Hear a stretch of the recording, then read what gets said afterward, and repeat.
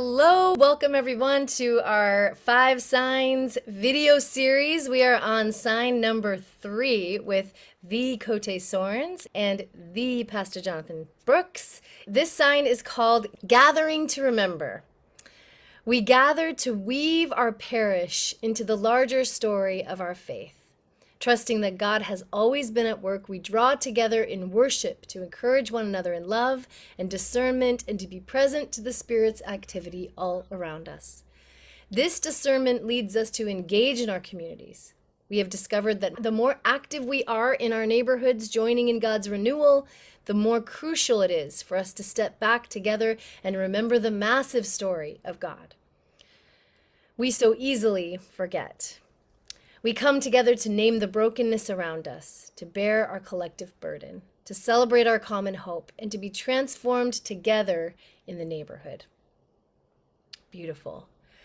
So I'd love to hear from the two of you. Coté, why don't you start and maybe share a little bit about what's on your heart when it comes to this sign of gathering to remember?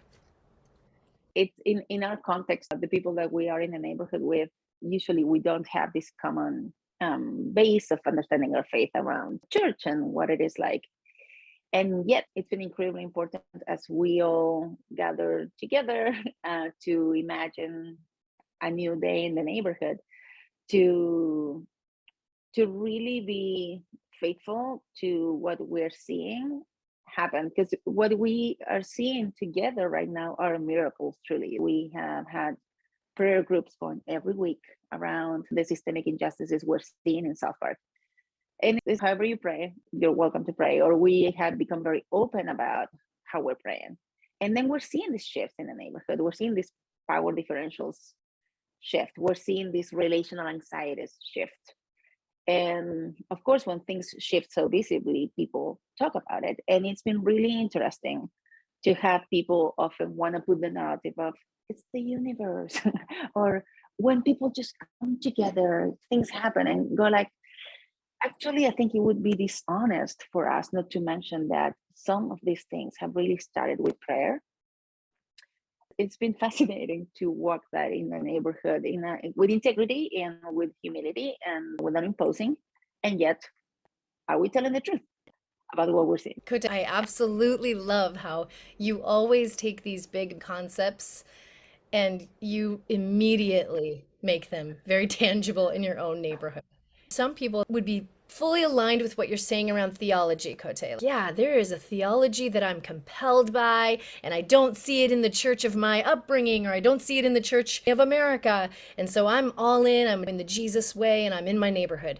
But then they say, it doesn't matter to me if I gather with others or not. I'm just going to do my thing, collaborating with others, but I don't feel like I need to be a part of a gathering. And then there are others who default to an assumption that somehow the gathering is the thing, is like the pinnacle of Christian expression. We are saying in this sign, gathering matters. But what do we mean by that? Jonathan, you want to respond to that question? Yeah, absolutely. This idea of even this spectrum of what gathering can mean, I think it's important. Like I think about being in Inglewood for 20 years, doing all this work for all these years as a pastor, right? Like I was a pastor of a local church in that community. But because of the way the church had been perceived in the community as disinvested, as not connected to it for many years, showing up as a pastor actually felt detrimental. So like trying to actually be connected to what was going on in the community. So gathering for me, while we gathered as a Christian community every Sunday, it was getting my folks in that gathering to actually gather with the community in other spaces that actually became more important. It was bringing what we were doing in that church wall on a Sunday morning out to the resident association meeting on Wednesday, where, we were literally just praying for this plot of land that God would do something special on it. It's so great to be here and hearing the vision and dreams for that plot of land. So where people started to see their prayers in the church coming alive, and then people who were doing the work on the ground were seeing that there were people praying for the work that they were doing and bringing those worlds together. All of that is gathering to me, right? Like worship doesn't have to happen now in the space of my Sunday morning service, although it does, and it is very important for us. I also worship every time I walk into the Kusanya Cafe or Resistencia Coffee, right? Because those are embodiments of prayers that have been answered, and I'm on holy ground. So when we talk about gathering for worship, we're not only just talking about like singing songs in a Christian service, we're talking about gathering the community together and honoring the fact that God has been listening to our prayers, that God has put these people in this place at this specific moment for some miraculous thing to happen.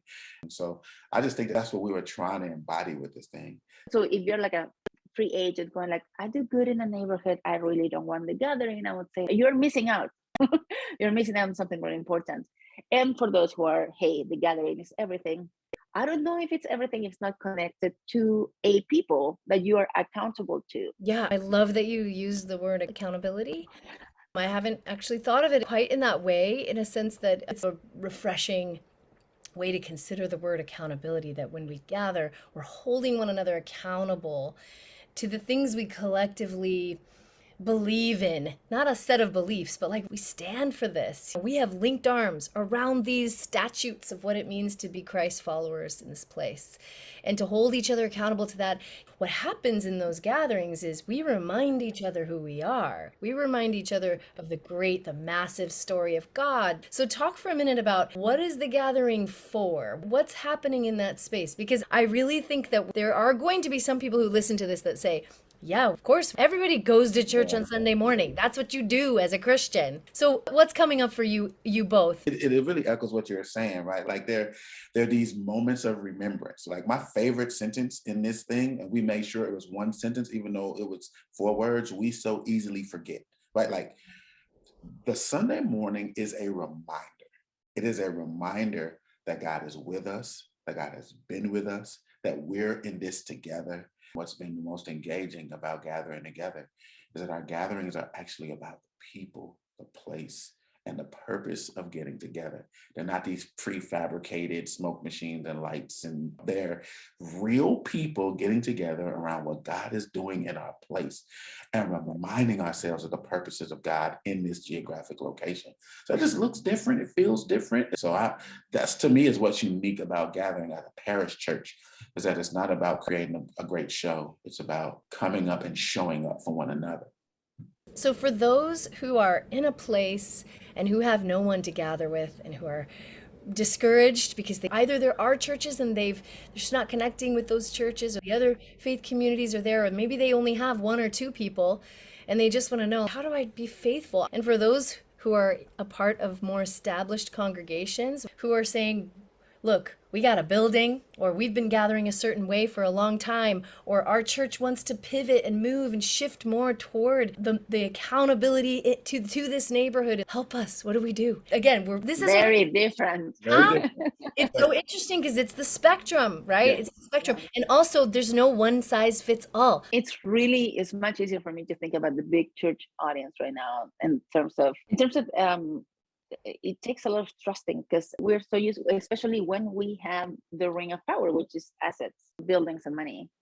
It's very in a tradition, whatever. It's really hard to become proto and just go ask and open this up to a neighborhood, and really in a very engaging way, as far as, hey, like, how can we help, or shift the attention to what is God doing in this neighborhood? What is the Spirit doing? How can we follow that while having relationships of reciprocity and trust that will definitely lead you into much more unknown but more fun pathway to understand how is it that these people worship. So in South Park, these people worship around open mics. These people worship around spoken word. These people worship around arts. So what we have seen is that when you curate spaces, immediately people want to bring their art.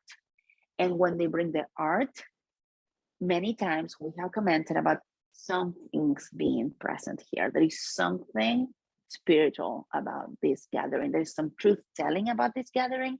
So as a church planter and neighborhood pastor, where we have 6,000 people in our parish, I'm paying attention as we design gatherings. Yes, food and hip hop must be part of it, because that's my neighborhood. But that's what happened here. And I think I really identify with the more loners. Like I need the gathering. I need it. What we have done is just we have done sub nights or prayer nights or with the 2, 3 other people that we know who are Christians. But I don't really have many ideas for that, actually. I don't know about you, Jonathan. Yeah, no, I think, you know, God uniquely puts us together, Coté, because I think I have the more of the other side of it in a sense of like, I've been pastoring more like established traditional churches for my time as a pastor, but have always been trying to push them more towards the neighborhood and what it means to be a church that needs to get up off its assets. Like, how do we make sure that we are accountable to our communities? As a pastor of to a church that was more traditional, had its own way, and community wasn't really the focus as much, what I learned there was it's about getting people to other gatherings so that those gatherings begin to impact your gathering. So if you're a part of a more established congregation that's been gathering for years and decades, and you got your liturgy and all the other things, it's time to get people in that congregation to some community stuff out in the neighborhood, meeting people, going to different events that are happening, finding the open mic, finding the hip hop concert, right? Whatever. So that you can begin to meet people, see what the ethos is of the community, and then bring those concerns, thoughts, gifts, celebrations into your Sunday gathering, so that you begin to start to resonate that what we're doing here is actually a reflection and impactful on what's happening throughout the week in my space, and you begin to be accountable. This sign is gathering to remember, and I think the initial assumption is gathering once a week to remember. But you described it as, no, we are gathering in all kinds of ways Yes. Yeah. Yes. throughout the week. It's a rhythm of our lives. I think it really speaks to what this sign is about, because the remembering is very intentional, like gathering to remember.